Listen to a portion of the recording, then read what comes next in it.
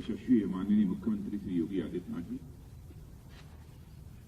Chief of army staff Shri Manoj Mukund ji Naravane, GOC in C lieutenant general IS Oman, सेना तथा राज्य सरकार के सभी अधिकारीगण, एशियो और मेरे बहादुर जवानों, मीडिया के हमारे उपस्थित सारे प्रतिनिधिगण, देवियों व सज्जनों, सबसे पहले तो मैं यही कहना चाहूंगा कि Lucknow command hospital, new Lucknow command hospital, Lucknow के शिलान्यास के अवसर पर उपस्थित होकर आप सबके बीच मुझे बेहद खुशी हो रही है। और जिस समय जीओसी लेफ्टिनेंट जनरल आईएस ओमन वेलकम एड्रेस कर रहे थे, उन्होंने कहा कि माननीय रक्षा मंत्री जी आए हैं, हम लोगों की हौसला अफजाई करें। मैं इतना ही कहना चाहता हूं कि इंडो चाइना स्टैंड ऑफ के दौरान हमारे भारत की सेना ने जो करिश्माई काम किया है, उससे सारे देश का हौसला बढ़ा है और सारे देशवासियों का मन तक ऊंचा हुआ। मैं समझता हूं कि मुझे हौसला अफजाई करने की कोई जरूरत नहीं। आप लोगों ने समस्त देशवासियों की हौसला अफजाई की है और समस्त देशवासियों का आपने मस्तक ऊंचा किया है। उत्तर प्रदेश में ही, उत्तर प्रदेश की राजधानी लखनऊ में यह सेंट्रल कमांड हॉस्पिटल का आज शिलान्यास हो रहा है। वैसे हमारे माननीय मुख्यमंत्री श्री योगीनाथ जी के नेतृत्व में उत्तर प्रदेश विकास की यात्रा पर तेजी के साथ चल पड़ा है और मैं मानता हूं कि न्यू कमांड हॉस्पिटल उसी यात्रा की एक और कड़ी है। इसलिए इस अवसर पर इस प्रोजेक्ट से जुड़े हुए जो लोग भी हैं, सभी को मैं अपनी तरफ से हार्दिक बधाई देता हूं और अपनी हार्दिक शुभकामनाएं भी देता हूं। नए वर्ष की शुरुआत हो रही है तो इस प्रांत में एक नए न्यू कमांड हॉस्पिटल के निर्माण के साथ शुरुआत हो रही है और यह नया निर्माण हमें यह संदेश देता है कि यदि हमारा यह पिछला साल यह बाधाओं का साल रहा है तो निश्चित रूप से यह वर्ष समाधान का साल होगा। पिछला साल यदि हमारा निराशा का वर्ष रहा है तो निश्चित रूप से यह वर्ष हमारे लिए एक उत्साह का वर्ष होगा। साथियों, लखनऊ में सेंट्रल कमांड होने के कारण देश के एक बड़े हिस्से के साथ साथ नेपाल के भी सर्विंग और रिटायर्ड जो ऑफिसर्स होते हैं, जो अन्य जवान होते हैं, उनके परिवार के सदस्य होते हैं, उनकी सेवा की जिम्मेदारी का निर्वाह यह कमांड हॉस्पिटल यहां पर करता है। यह हॉस्पिटल देश की रखवाली करने वाले प्रहरियों और उनके परिजनों की विशेष रूप से देखभाल करता है। मुझे यह भी बताया गया है कि पिछले लगभग 1.5 शताब्दी से, यानी 150 वर्ष से ज्यादा, संभवतः 160 वर्ष हुए हैं, तब यह हॉस्पिटल यहां पर बना था और सेंट्रल यहां पर कमांड हॉस्पिटल के बने हुए भी लगभग 50 वर्ष पूरे हो गए हैं। इस बात की भी जानकारी हमको दी गई है। मैं समझता हूं कि अब आज हमारे प्रधानमंत्री नए भारत के निर्माण की बात करते हैं तो नए कमांड हॉस्पिटल का निर्माण क्यों नहीं होना चाहिए।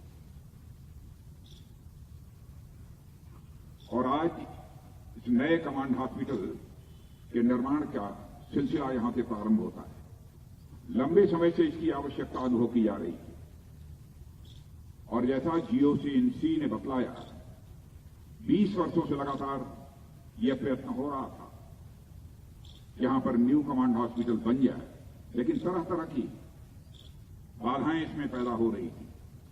मुझे यह भी बताया गया कि शायद सेना की सेक्रेटरीट ने 2018 में ही इसे पास कर दिया था, लेकिन प्रोसीजरल डिले, बजटरी कंस्ट्रेंट्स आदि ऐसे कई कारण थे जिन कारणों से बराबर इसका निर्माण कार्य चलता रहा है।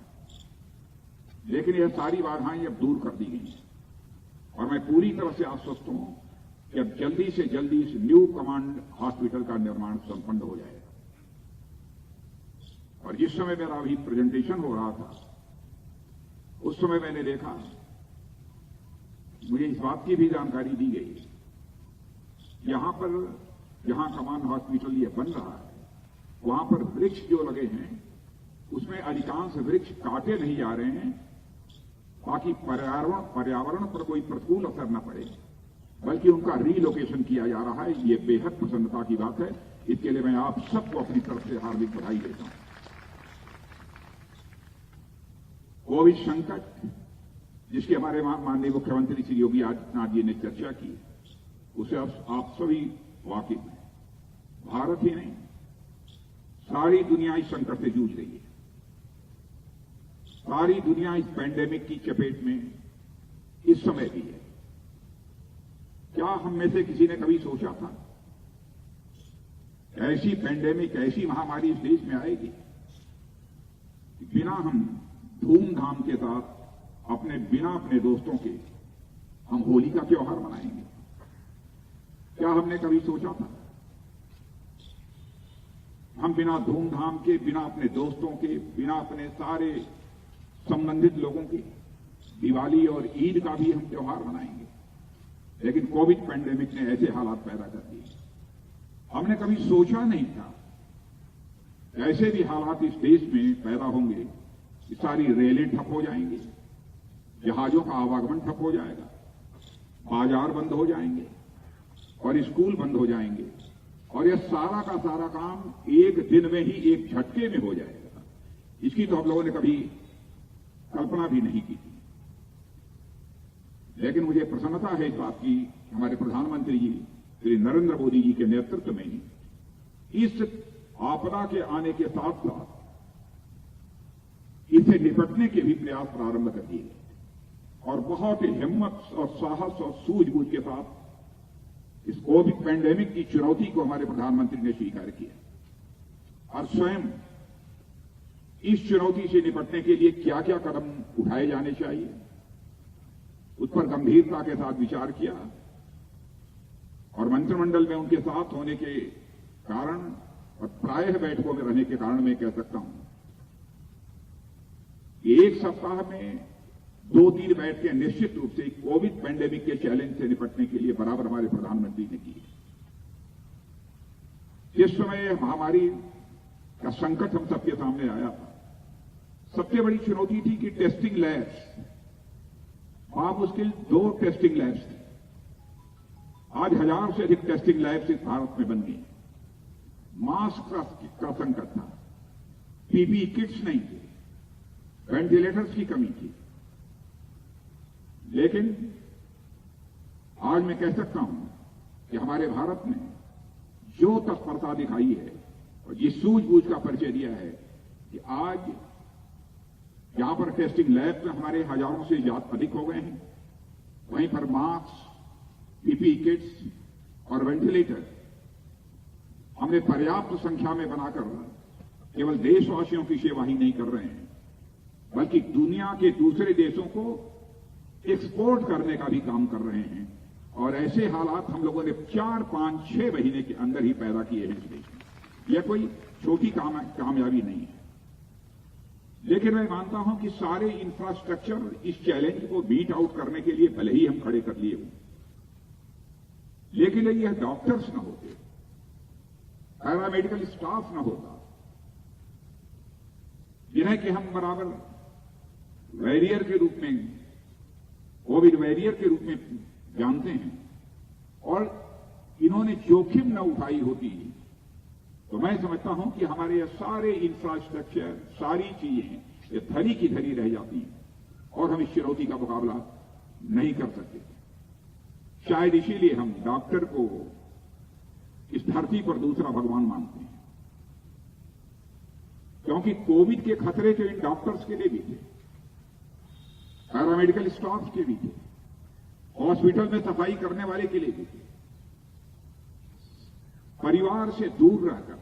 और मैंने देखा है कुछ डॉक्टर्स को खाना खाने के लिए जब जाते थे तो अपने घर के बाहर एक चटाई पर बैठकर उनकी पत्नी किसी दूसरे के माध्यम से दूर ही खाना रख देती थी और वह खाना ले जाकर उस चटाई पर बैठकर अपने घर के बाहर खाकर पुनः हॉस्पिटल चले जाते थे। सचमुच इन वॉरियर्स ने करिश्माई काम किया है, इनका अभिनंदन किया जाना चाहिए और सारे देश ने इनका अभिनंदन किया है। और इस संकट की घड़ी में मैं कह सकता हूं कि फ्रंट लाइन सोल्जर के रूप में किसी ने काम किया है तो हमारे डॉक्टर्स ने किया है, हमारे पैरामेडिकल स्टाफ ने किया है और हॉस्पिटल से जुड़े अन्य सारे सभी कर्मियों ने किया है। उनके इस कमिटमेंट का, उनके इस डेडिकेशन का मैं शीश झुकाकर अभिनंदन करता हूं। लेकिन हम लोगों के लिए बेहद खुशी की बात है, जैसा हमारे माननीय मुख्यमंत्री श्री योगी आदित्यनाथ जी ने बताया है और आप सारे देशवासियों की इस बात की जानकारी है, वैक्सीनेशन का सिलसिला आज से ही प्रारंभ हुआ है। हमारे प्रधानमंत्री जी का उद्बोधन भी आज हुआ है। सारे देशवासियों को उन्होंने अपना एक संदेश भी दिया। 2 वैक्सीन तो इंडिजिनस स्वदेशी हम लोगों ने बना ली है, लेकिन 4 वैक्सीन और भी जल्दी आने वाली है। और यह वैक्सीन केवल भारतवासियों को ही नहीं लगाई जाएंगी, बल्कि दुनिया के दूसरे देशों को भी हम जल्दी ही एक्सपोर्ट करने वाले हैं, क्योंकि भारत एक ऐसा देश है जिस देश ने केवल अपनी चिंता नहीं की है बल्कि सारे विश्व की चिंता की है। शायद यही कारण था कि हमारे देश के रहने वाले ऋषियों और मनीषियों ने वसुधैव कुटुंबकम का संदेश यदि किसी देश की धरती से सारे विश्व को दिया है तो केवल और केवल भारत देश की धरती से दिया है। The whole world is a family. इसलिए इस वैक्सीन के माध्यम से जहां हम अपने देशवासियों का वैक्सीनेशन करेंगे, इस चुनौती से निपटने की उनके अंदर ताकत पैदा करेंगे, वहीं पर सारे विश्व में भी जहां पर अधिकतम इसको एक्सपोर्ट किया जा सकता है एक्सपोर्ट करेंगे। लोगों के द्वारा इसकी बराबर डिमांड भी हो रही है। भारत में तो बराबर हम लोगों ने यही अपेक्षा की है, सर्वे भवन्तु सुखिनः सर्वे भवन्तु सन्तु निरामया, सभी सुखी हों, सभी निरोगी हों। और वैदिक काल से ही हमारी चिकित्सा पद्धति का भी आप अध्ययन करें, आप इस नतीजे पर पहुंचेंगे। बहुत उस समय भी केवल मानव मात्र की चिकित्सा की चिंता भारत ने नहीं की, बल्कि अन्य प्राणियों की भी चिंता की है। अशोक द ग्रेट शासनकाल के इतिहास के पन्नों को पलटकर यदि आप देखें तो उस समय गाय, भैंस, बिल्ली, चमगादड़, इन सब सारे जंतुओं के इलाज की भी व्यवस्था दी गई है। आप उस समय का इंस्क्रिप्शन उठाकर देखिए, आपको इस बात की जानकारी मिले। क्यों न करें, क्योंकि भारत एक ऐसा देश है जहां के रहने वाले ऋषि और मनीषियों ने कहा है, यत् पिंडे तत् ब्रह्मांडे, जो पिंड में है वही ब्रह्मांड में है, यानी होल यूनिवर्स में है। जो पिंड में है वही ब्रह्मांड में है, जो जड़ में है वही चेतन में है, जो सूक्ष्म में है यानी छोटे में है वही विवर्त में है यानी बड़े में है, जो मेरे में है वही तेरे में है। यह कल्पना हमारे देशवासियों की, क्यों नहीं चिंता की अन्य प्राणियों की। महात्मा गांधी ने भी सभी प्राणियों की चिंता करते हुए स्वच्छ भारत और स्वस्थ भारत का सपना देखा। और मैं कह सकता हूं कि सचमुच सारे इसके पहले के भी प्रधानमंत्रियों ने काम किया है, लेकिन आज के हमारे प्रधानमंत्री इस दृष्टि से भी उन्होंने करिश्माई काम किया है। मैं पंडित दीनदयाल उपाध्याय की भी यहां चर्चा करना चाहता हूं। बराबर वे कहते थे कि मनुष्य 4 चीजों को मिलाकर बना हुआ है। तन यानी शरीर, इसमें इंद्रियां भी आती हैं, तन, मन, बुद्धि और आत्मा, इन 4 चीजों को मिलाकर बना हुआ है। जब तक चारों सुखी नहीं होंगे, जब तक चारों को सुख की अनुभूति नहीं होगी, तब तक व्यक्ति कभी सुखी नहीं हो सकता। यह उन्होंने कहा। तो इसीलिए कहा है कि तन मन बुद्धि आत्मा, इनके स्वास्थ्य की भी चिंता की जानी चाहिए, हर व्यक्ति को करनी चाहिए। और साथ ही साथ तन मन बुद्धि आत्मा, इन चारों के बीच संतुलन भी बना रहे, बैलेंस भी बना रहे, इस बात की भी चिंता की जानी चाहिए। अब बहुत डिटेल में मैं नहीं जाना चाहता, इसमें हो सकता है कुछ ऐसे भी सो कॉल्ड प्रोग्रेसिव जो हमारी बात सुन रहे होंगे, वो कहेंगे भाई तन शरीर मन बुद्धि की बात तो समझ में आती है, लेकिन आत्मा का एग्जिस्टेंस कहां है, आप मुझे बताइए।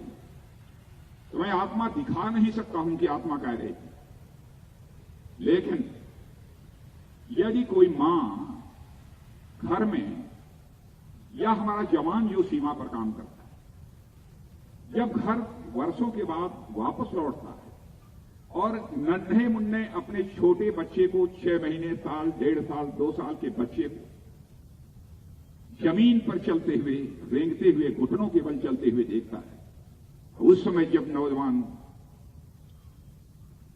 उस बच्चे को जमीन से उठाकर अपने सीने से लगा लेता है, तो उस नौजवान को शरीर के सुख की अनुभूति नहीं होती है, मन के सुख की अनुभूति नहीं होती है, वह बुद्धि का सुख नहीं होता है, वह आत्मा का सुख होता है। इसे ही आत्मीय सुख कहते हैं। आर्किमिडीज प्रिंसिपल के बारे में भी आप जानते होंगे। आर्किमिडीज प्रिंसिपल में भी आर्किमिडीज जब टब में बैठा और पानी बाहर निकला और यूरेका यूरेका बोलते हुए जब वह बाहर दौड़ने लगा, तो जिस सुख की उसे अनुभूति हुई थी वह शरीर का सुख नहीं था, वह आत्मा का सुख नहीं था, बल्कि वह बुद्धि का सुख था। ऐसे ही इसकी लंबी व्याख्या न करते हुए मैं कहना चाहूंगा, तन मन बुद्धि और आत्मा, इन चारों के बीच संतुलन भी होना चाहिए। मित्रों, आजादी के बाद हेल्थ सेक्टर का जहां तक प्रश्न है, बहुत सारे काम हुए हैं, बहुत सारी प्रगति भी हुई है। मैं आंकड़ों में नहीं जाना चाहूंगा, लेकिन मैं कहना चाहूंगा कि आज भी हॉस्पिटल, डॉक्टर्स, बेड्स जितने चाहिए उतने उपलब्ध नहीं है, लेकिन हमारी सरकार ने इस दिशा में प्रभावी कदम उठाए और प्रधानमंत्री जी इसकी विशेष रूप से चिंता भी कर रहे हैं। जीडीपी का जितना एक्सपेंडिचर हेल्थ सेक्टर पर होना चाहिए, कहीं ना कहीं बहुत कमी रही है, उसमें भी हम बढ़ोतरी कर रहे हैं। मेडिकल काउंसिल ऑफ इंडिया थी, उसे बदलकर नेशनल मेडिकल कमीशन बना दिया गया, ताकि जितने भी मेडिकल इंस्टीट्यूशंस हैं उनकी ट्रांसपेरेंसी के साथ ही साथ समय समय पर उनका इवैल्यूएशन, उनका मूल्यांकन भी होता रहे, और साथ ही साथ मेडिकल सेक्टर में भी रिसर्च और डेवलपमेंट को कैसे अधिक से अधिक बढ़ावा मिल सके, इसकी भी चिंता नेशनल मेडिकल कमीशन करेगा। एक बहुत महत्वपूर्ण कदम आयुष्मान भारत, भारत देश के लिए उसकी आवश्यकता है। 5 लाख रुपए तक का एक वर्ष में मुफ्त इलाज कल्पना नहीं कर सकते थे हम, और दुनिया के किसी भी देश में इतनी बड़ी स्वास्थ्य सुरक्षा योजना नहीं है जैसी भारत में आयुष्मान भारत की यह योजना। और आज आपको यह बतलाते हुए मुझे बेहद खुशी हो रही है कि जब से यह health insurance scheme Ayushman Bharat की योजना लागू हुई है, 2 साल में ही 1.5 करोड़ से अधिक लोगों को इसका लाभ मिल चुका है। 1.5 करोड़ से अधिक लोगों, यानी 1 साल में 5 लाख रुपए तक का मुफ्त इलाज। यदि रोग ठीक नहीं हुआ, दूसरे वर्ष भी 5 लाख रुपए तक का मुफ्त इलाज। सारे विश्व में यह योजना अपने में अनपैरेलल है। प्राइमरी हेल्थ सेंटर्स हमारे जो थे, उसको भी अब बदलकर हेल्थ एंड वेलनेस सेंटर के रूप में स्थापित करने की कोशिश की गई है। कई स्थानों पर, उत्तर प्रदेश में भी हमारे माननीय मुख्यमंत्री योगी आदित्यनाथ जी ने इस पर विशेष ध्यान दिया है। यदि विचार किया जाना चाहिए हेल्थ के बारे में, तो हॉलिस्टिक अप्रोच होना चाहिए, और इसी अप्रोच को ध्यान में रखते हुए यह सिलसिला प्रारंभ किया गया है। हर जिले में एक मेडिकल कॉलेज या पोस्ट ग्रेजुएट मेडिकल कॉलेज लाने की दिशा में भी तेजी से काम हो रहा है, और हमारी सरकार का लक्ष्य है कि हर जिले में मेडिकल कॉलेज होगा और कहीं पोस्ट ग्रेजुएट मेडिकल कॉलेज होगा। इसकी भी हम कोशिश कर रहे हैं। 22 नए एम्स बन गए, 6 वर्षों के अंदर 22 नए एम्स बन गए और आगे भी नए एम्स बनाने की हमारी योजना है। यानी जितने हमारे डॉक्टर्स एमबीबीएस पोस्ट ग्रेजुएशन करने के बाद भी निकलेंगे और जो उसमें वेल क्वालिफाइड होंगे, ताकि उनकी पोस्टिंग एम्स वगैरह में भी की जा सके। और 5 वर्षों में जो हमारी इसके पहले जो एमबीबीएस की सीट्स थी, 30,000 सीट्स एमबीबीएस की 5 वर्षों में ही बढ़ाई गई। वैसे ही पोस्ट ग्रेजुएशन की लगभग 15,000 सीटें बढ़ाई गई। यह उपलब्धियां मैं आपके सामने इसलिए नहीं गिना रहा हूं, इसकी चर्चा केवल इसलिए कर रहा हूं कि हेल्थ सेक्टर को लेकर हमारी सरकार कितनी जागरूक है, इसलिए मैंने इसकी चर्चा की है। सभी के स्वास्थ्य की चिंता होनी चाहिए, यह हमारी सरकार का लक्ष्य है और उसी दिशा में लगातार हम अपने कदम आगे बढ़ा रहे हैं। आज यहां पर जो न्यू कमांड हॉस्पिटल बना है, बनने जा रहा है, मैं अपनी शुभकामनाएं देता हूं कि निर्धारित समय के अंदर ही एक न्यू कमांड हॉस्पिटल पूरा हो। और मैं यह भी आग्रह करना चाहूंगा जीओसीएनसी से, आरबी चीफ से, सरकार के स्तर पर कहीं पर कोई बाधा आएगी, उत्तर प्रदेश सरकार के स्तर पर कहीं पर कोई बाधा आएगी, हमारे माननीय मुख्यमंत्री योगी आदित्यनाथ जी, हम सब मिलकर उस बाधा को जल्दी से जल्दी दूर करने की कोशिश करेंगे, ताकि न्यू कमांड हॉस्पिटल ये जल्दी से बनकर तैयार हो जाए। इस अवसर पर ज्यादा कुछ न कहते हुए मैं नए वर्ष की जहां पर आप सबको शुभकामनाएं देता हूं, वहीं पर 1971 की भी आपको याद दिलाना चाहता हूं। भारत का मस्तक 1971 का वार, इंडो पाक वार,